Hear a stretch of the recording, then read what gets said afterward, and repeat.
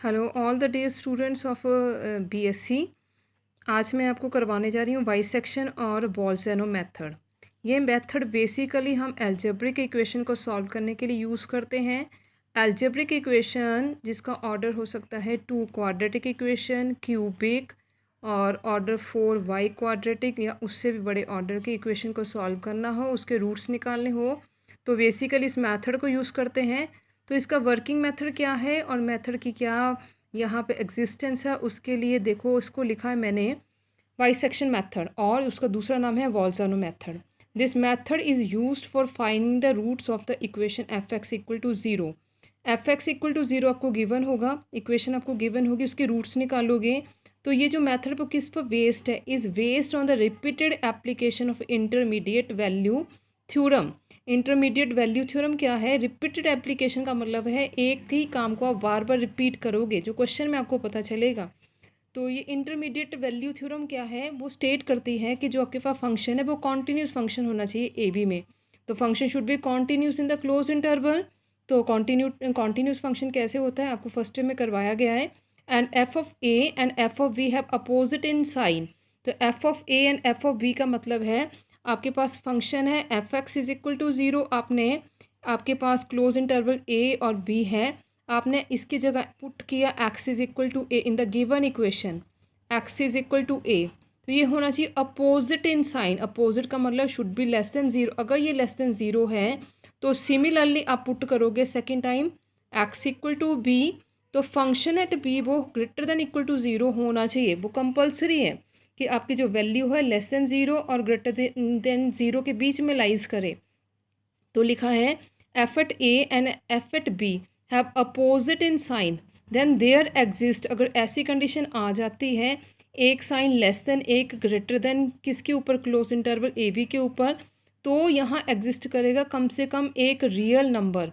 एक real number जो होगा वो रूट बनेगा इस इक्वेशन के लिए, किस इंटरवल में, lies in the open interval a b. अगर कहने का मतलब है इन क्लोज इंटरवल की इस और इस वैल्यू के ऊपर अपोजिट इन साइन आता है, तो जो आंसर आएगा, जो रूट आएगा, वो इसके बीच में लाइज करेगा। अब बीच में जब लाइज करता है तो आपको पता है वो बीच वाली वैल्यूज़ कैसे लेते हैं, वो हम ओपन इंटरवल में लेते हैं। तब हम लिखते हैं if x belongs to open interval a b then a less than x less than b. X की जो वैल्यू है वो बी से कम और ए से ज़्यादा आनी चाहिए। तो ये आपके बाइसेक्शन मेथड का डेफिनेशन है कि ये बाइसेक्शन मेथड कैसे होता है। अब आप इसका वर्किंग मेथड देखोगे तो वर्किंग में आपने क्या करना है, सबसे पहले नो द वर्किंग मेथड किसका, बाइसेक्शन मेथड का। तो स्टार्ट कैसे करना है, सबसे पहले स्टेप नंबर 1 में आपको गिवन है f x is equal to zero, everybody know. उसके बाद हम क्या करेंगे, हमने लेना है एक इंटरमीडिएट वैल्यू। हम क्या करेंगे उसको हम कहते हैं लेट, सपोज करोगे let the approximate, first approximate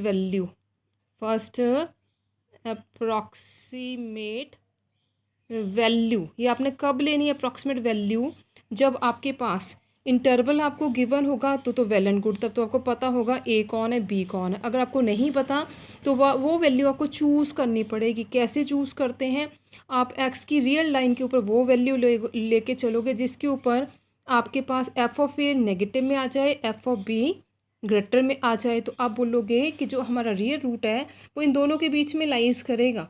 जब आपको पता चल गया ए और बी आपकी दो वैल्यूज़ हैं जिसके ऊपर लेस देन नेगेटिव चल रहा है, तो आप नेक्स्ट अप्रॉक्सीमेट वैल्यू का नाम लिखोगे x1 which is the average a plus b divided by 2। This is the average value, इन दोनों की एवरेज लोगे, वो बनेगा आपके पास next approximate, first approximate value x1। Let इसका नाम इक्वेशन नंबर 1, इसका नाम इक्वेशन नंबर 2। अब जब आपके पास ये निकल जाएगी तो आपने क्या करना है नेक्स्ट स्टेप में, जैसे स्टेप नंबर 1 तो आपके पास ये हो गया जिसमें आपने पता किया less than greater than sign को किन वैल्यूज़ के ऊपर। स्टेप नंबर 2 में आपने क्या करना है, इंटरमीडिएट वैल्यू आपने निकाल ली है। अब इस फंक्शन को आपने x1 के ऊपर रिप्लेस करके देखना है। x1 के ऊपर रिप्लेस किया, अब रिप्लेस करने के बाद 3 कंडीशन आएंगी, या तो ये ज़ीरो बन जाएगा, 3 ही कंडीशन आती है। अगर मैं कोई नंबर किसी इक्वेशन में पुट करूँ तो 3 कंडीशन आएंगी। तो 3 कंडीशन क्या होती है, या तो वो ज़ीरो होगा, या वो ग्रेटर देन 0 होगा या लेस देन 0 होगा। इसके अलावा तो आई डोंट थिंक कि क्लास में होती तो मैं आपसे पूछती तो आप ये आंसर देते कि या तो वैल्यू 0 आएगी या ग्रेटर देन आएगी या लेस देन आएगी। अगर तो केस नंबर 1, तो यहाँ पर केस नंबर 1 लगाती हूँ। अगर तो केस नंबर 1 के अकॉर्डिंगली अगर तो f of x1 equal to 0 आ जाता है तो आप यहीं पे स्टॉप करोगे, stop the method you say that जिस वैल्यू के ऊपर ये 0 आ गया है that is the root, therefore x1 is the answer required root. तो x1 आपका रूट हो जाएगा। अब यहीं स्टॉप कर दोगे। बट अगर ये ऐसा कंडीशन नहीं आती है तो आप चलोगे go for the next method. आप नेक्स्ट स्टेप को फॉरवर्ड करोगे, स्टेप नंबर 3 में चले जाओगे। उसमें कंडीशन पिक करते हैं अगर if f of x1 less than 0 आ जाता है।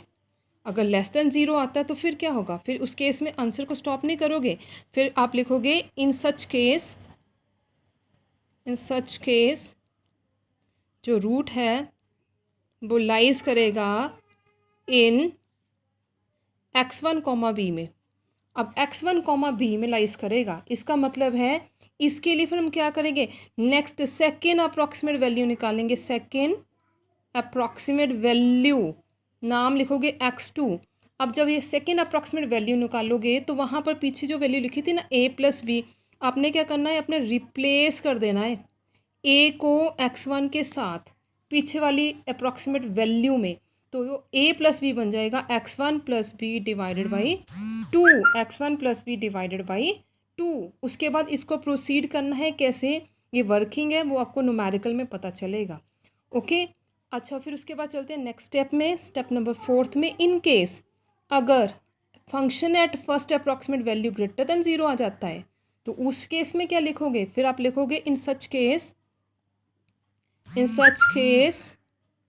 जो रूट है वो लाइज करेगा किस में, in the interval a comma x1 में। अब दोनों में देख लेना, जब नेगेटिव था तो फर्स्ट को रिप्लेस किया, जब पॉजिटिव आया तो सेकंड को रिप्लेस कर दिया। इसका मतलब आंसर स्टॉप नहीं किया, आंसर लाइज करेगा। तो उस केस में आपने क्या करना है, सेकंड अप्रॉक्सीमेट वैल्यू फिर से निकालनी। अब यहाँ पर आपने रिप्लेसमेंट देनी है किसकी, आपको समझ में आ रहा है, रिप्लेसमेंट आपने करनी है। अब b की रिप्लेसमेंट कर दोगे फर्स्ट अप्रॉक्सीमेट वैल्यू x1 के साथ, और नेक्स्ट अप्रॉक्सीमेट वैल्यू बन जाएगी a plus x1 divided by 2, a plus x1 divided by 2। ये तीनों केसेस में चलेगा। उसके बाद हमने क्या करना है, हमने फिर से ये केस आता है तब भी, ये केस आता है तब भी, फिर आपने रेपिटेड एप्लीकेशन लगानी है। रिपीटेड क्या, फंक्शन एट x2 निकालना है, फंक्शन एट x2 निकालना, और फिर इसको चेक करना क्या ये 0 आ रहा है, ग्रेटर देन आ रहा है या लेस देन आ रहा है। तो ये रेपिटेड एप्लीकेशन चलेंगी। कब तक चलेंगी, जब तक कि आपकी दो कोई स्टेप्स की वैल्यू, यहाँ स्टेप्स को कहते हैं आइट्रेशन, उनकी जो वैल्यू हो वो नियर बाई सेम आ जाती है या वेरी वेरी क्लोजर टू 0 आ जाती है। ऐसे केस में जब वहाँ पर पहुँच जाएंगे तो वो आपका आंसर होगा अप्रॉक्सीमेशन में। तो that answer should be very much near to और अप्रॉक्सीमेट। तो वहाँ पर जाके हम मेथड को स्टॉप करेंगे। अब ये मेथड इम्प्लीमेंट कैसे होता है न्यूमेरिकल के ऊपर, वो जब उस पर अप्लाई करेंगे तो पता चलता है स्टूडेंट्स को। तो ये सिर्फ है working, what is a bisection method and what is a working procedure of an bisection method to solve an algebraic equations. तो इस वीडियो को अच्छे से देखिए, समझिए, और उसके बाद हम इस पर बेस्ड न्यूमेरिकल करेंगे।